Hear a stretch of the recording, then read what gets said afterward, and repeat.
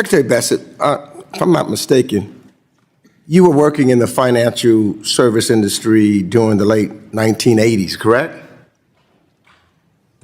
I was. Thank you. And well, I'm wondering, do you recall or you're knowledgeable of the Keating Five scandal back then? Yes, sir. And I will point out that I was. I don't want to. No. I will point out that limited time. I have limited time. I identified. The gentleman is from the secretary. Is the gentleman from New York Times? So I just want to make sure that everyone knows, who doesn't know, that the Keating Five scandal involved 5 U.S. senators accused of pressuring the Federal Home Loan Bank Board to expedite and give more consideration to the case of Charles Keating Jr., who ran the California-based Lincoln Savings and Loans. It led to a 14-month investigation unveiling how 5 U.S. senators and staff ended up with more than $1 million in contributions, 4 trips to the Bahamas, and all expenses paid stays at resort hotels. Following the scandal, the industry saw sweeping regulatory changes that was launched by then-President George H.W. Bush. Now, Mr. Secretary, I'm sure you can agree conflicts of interest and improper influence by U.S. elected officials over bank regulators weaken supervisory independence and ultimately impose massive losses on consumers and taxpayers. I think that we can all agree upon that. And as we know, the basic lessons from the post-Keating reforms still applies today when the Office of the Comptroller of Currency, the OCC, is deciding to get a bank charter. I think we can stimulate that. Now, Mr. Bessent, as our nation's treasurer, I'm sure you also know that a foreign-linked investment firm tied to the United Arab Emirates government quietly bought about half of the Trump family's crypto company, World Liberty Financial. And at the very same time, the President of the United States was dealing with that country on foreign policy. Now, Eric Trump, the president's son and co-founder of World Liberty Financial, said, and I quote, "I'm not going to get into who the investors are, but I've got some pretty meaningful investors," end of quote. Lack of transparency. And it didn't end there. When Trump fans brought the tokens, they thought they were getting the deal of a century. But what they didn't know was that only Trump and his sons had the sole power to decide who can sell the token and when. Today, the price of the token has fallen over 50%, and the Trump fans who bought the token are now begging to get out. Now, I'm not making this up. I'm not making this up. You can see it for yourself on the World Liberty Financial Discussion Forum. Yeah, yourself, Mr. Secretary. So this is no longer just about a shady crypto deal or a possible gift. When a foreign-linked investor is putting hundreds of millions of dollars into a company controlled by the president's family, and at the same time, this president is conducting foreign policy with that country. You know what that creates? It creates a national security concern. So, I'm not going to ask much of you, Mr. Secretary. I just want to know whether you will commit today to pause and heighten the scrutiny of any bank charter or licensing application at the OCC connected to the World Liberty Financial until all of these conflicts of interest and foreign influence reviews are completed and shared with the United States Congress.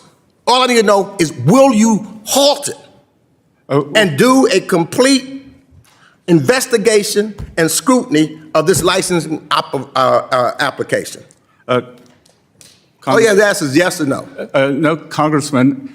All you have to ask is yes or no. The OCC is an independent entity, and I would know, Congressman, I take that as a no.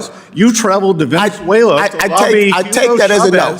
On behalf of I your take that donors, as a on no. behalf of your You donors, do not want to answer that I was sentenced to question. 110 I take that as a no. for a $7 billion Gentleman's contract. time I'm asking you to do your responsibility as Secretary of the Treasury. Into a Venezuelan. You do not. Mr. Meeks, Will you? time has expired. You cannot erase what you did in He's the one that went 2006. past your time, Mr. Chairman. No, and he did not answer my question, and he wouldn't pass the Mr. time. Meeks. He had 6 seconds left to try to answer your question, and the It was time a yes or expired. no.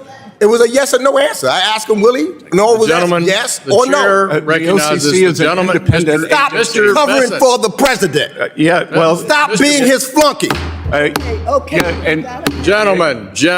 He's talking to me. I'm responding your back to him. 2006 trip to Venezuela. Neither one- Stop why don't you covering tell for the the Secretary president. Don't be a about flunky. Work for the American Secretary, people. Mr. Meeks. Stop Trip to talking to me. Venezuela. Mr. Meeks. Work for the American people. And maybe Don't you're be going- a maybe you're cover-up going to- for a mob. Maybe you're going to As see your long as he friend talks, Nicholas you talk. I Maduro will. in Gentleman is Brooklyn not prison. recognized. Mr. Bessent, please. I recognize the gentleman from Texas, Mr. Sessions. Let me begin with a story about a man named Charles Keating Jr. Back in the late 1980s, Keating ran a savings and loan company in California called Lincoln Savings and Loan. Over time, it became clear that he was extremely generous towards several United States senators. More than $1 million flowed in the form of campaign donations, luxury trips to the Bahamas, and expensive stays at resort hotels, where nearly every cost was covered.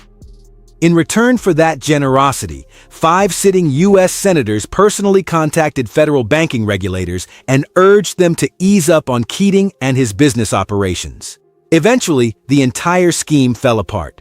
When Lincoln Savings and Loan collapsed, everyday Americans were the ones who suffered the most. Many people lost their life savings, and taxpayers ended up covering the massive financial damage. The scandal was so serious and so embarrassing for the government that it forced major changes to the way the financial industry is regulated in the United States.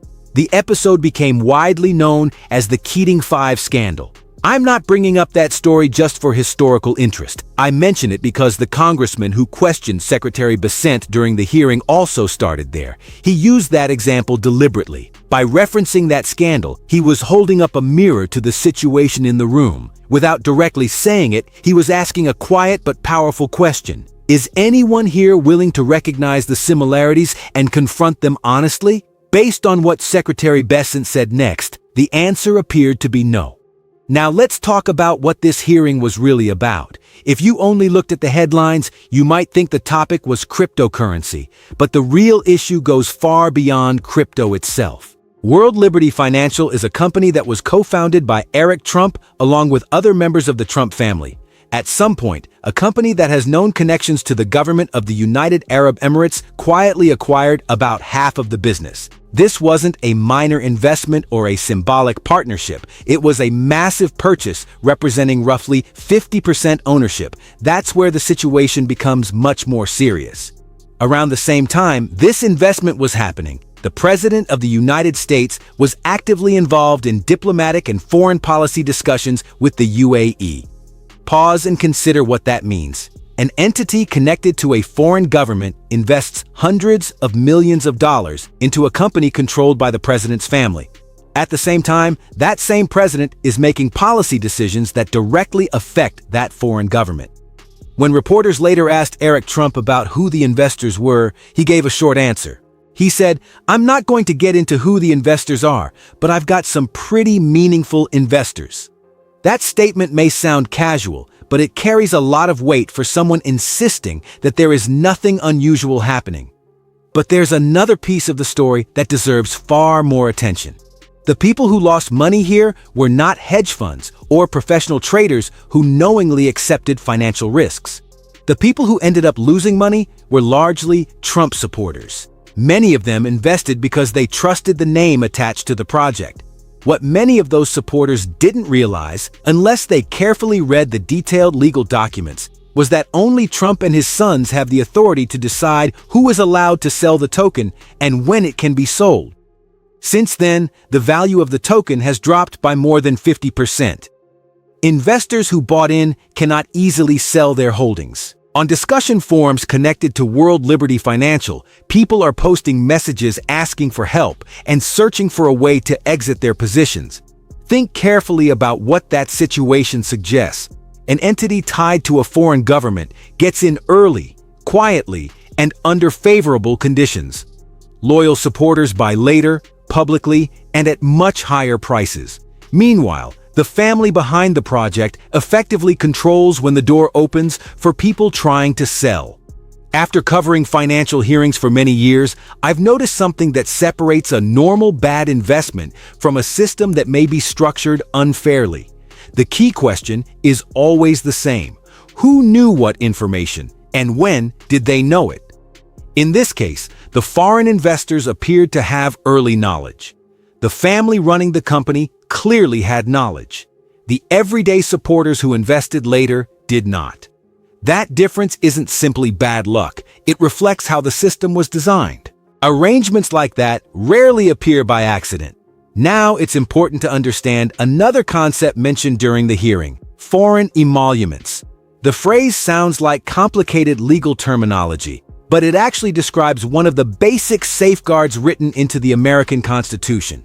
The Constitution clearly states that a president cannot accept money, gifts, or financial advantages from a foreign government unless Congress gives its approval. The founders included that rule because they had seen what happened when European monarchies tried to influence American officials through gifts and financial favors. When that happens, loyalties become unclear, decisions become questionable, and the public interest can slowly disappear from the center of government decision-making. So they created a strict rule. The situation being discussed in the hearing: a foreign government-linked entity investing heavily in a business owned by the president's family while the president is dealing with that same country in foreign policy matters, fits exactly the kind of situation that rule was designed to prevent. During the hearing, the congressman asked Secretary Bessent a very direct question. It was designed to require only a yes or no response. He asked whether Bessent would commit to pausing and applying stronger scrutiny to any bank charter or licensing request at the Office of the Comptroller of the Currency connected to World Liberty Financial until all conflict of interest and foreign influence reviews were fully completed. It was a simple question. It could have been answered in seconds. Bessent responded with one word: no. He didn't say he would look into it. He didn't say the concern was understandable. He didn't even give the standard Washington answer that usually involves describing a process or promising a review. He simply said no. His explanation was that the Office of the Comptroller of the Currency operates independently. That answer is revealing for an important reason. The senators involved in the Keating Five scandal also didn't technically have direct authority over the Federal Home Loan Bank Board. But they didn't need formal authority.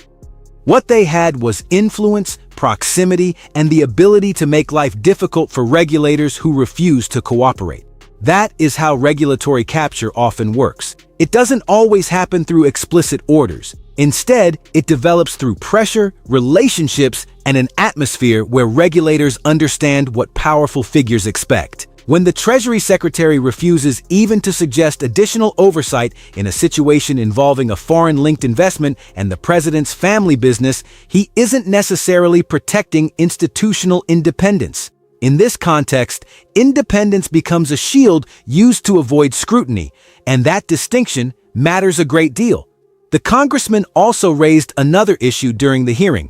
He mentioned a trip that Bessent reportedly took to Venezuela on behalf of a donor involving a financial matter worth about $7 billion. Bessent did not deny taking the trip, but he also didn't offer any detailed explanation.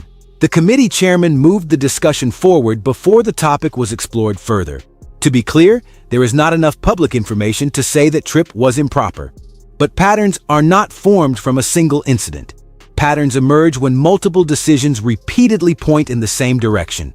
And the direction suggested by these events, the refusal to examine a foreign-linked investment tied to the president's family, the vague response about a donor-related trip, and the firm rejection of a transparency request from Congress, has a familiar name. That name is capture.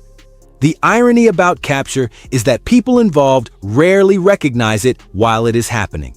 Recognition usually comes later when someone finally produces the documentation showing exactly how the situation unfolded. Near the end of the exchange, the congressman leaned toward the microphone and said something very direct. "Stop covering for the president. Work for the American people."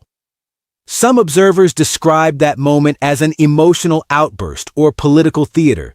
But if you remove the tension from the room and focus only on the substance, the message becomes clearer. He was arguing that the official responsible for overseeing the financial system of the most powerful country in the world had been asked a simple constitutional question and chose to protect the interests of the president's family instead of prioritizing the citizens who fund the government.